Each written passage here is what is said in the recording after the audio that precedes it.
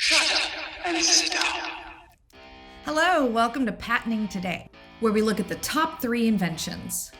And today, we're looking at Disney, the real Imagineers. Number 1. Have you ever tried to make a new avatar? It's pretty labor-intensive to really figure out who you are. This happens on our iPhone, also within video games, and there's so much room for improvement. So this is where Disney helps to solve the problem. Introducing personalized, stylized avatars. Very astutely, Disney realized that avatars are usually manually created and don't usually represent the user. And so they set out to help you select those avatar facial features based on what they call depth information. If you're wondering, are they like mapping my face or something? Well then yes, you would be right.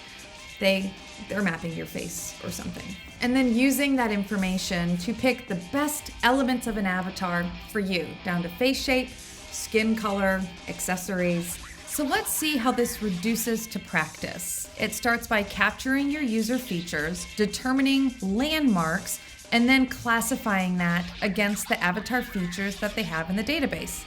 They build that avatar for you, and then they show it to you. It's really cool. Number 2, we're taking it to the Disney parks, known for being so magical and childlike.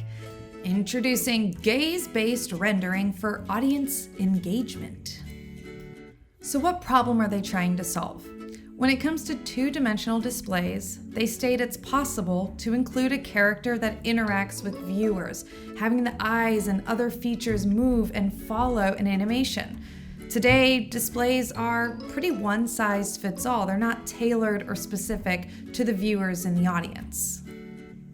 Let's reduce this to practice. There's a display scene. The system is determining the direction of the audience.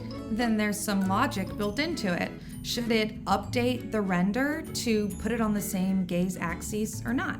And it generates accordingly.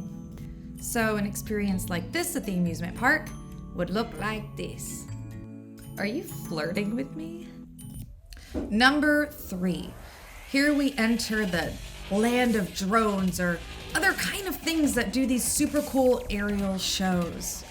But Disney thought, well, what does this mean for live performances working with these UAVs, otherwise known as unmanned aerial vehicles? They recognized there was a disconnect between the performance and these things that are otherwise pre-programmed flight paths. Introducing Aerial Show System with dynamic participation of unmanned aerial vehicles with distributed show systems. Whew, that was a mouthful. So the value proposition that Disney is going after is enabling these UAVs to be dynamic, to achieve this highly choreographed show that is aware of the human performers, as opposed to this flight path that's going to do what it's going to do regardless of what's happening on stage. So long story short, the flight path is now connected and aware of the bigger show plan, so this ground control system can make adjustments as needed.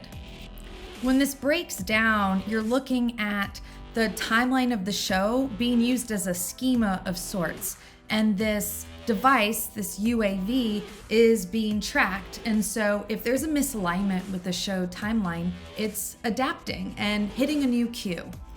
Touché, Disney, touché. You're always one step ahead. So that's it. Leave a like, subscribe, and let me know below what other kind of companies you want me to do a top 3 on.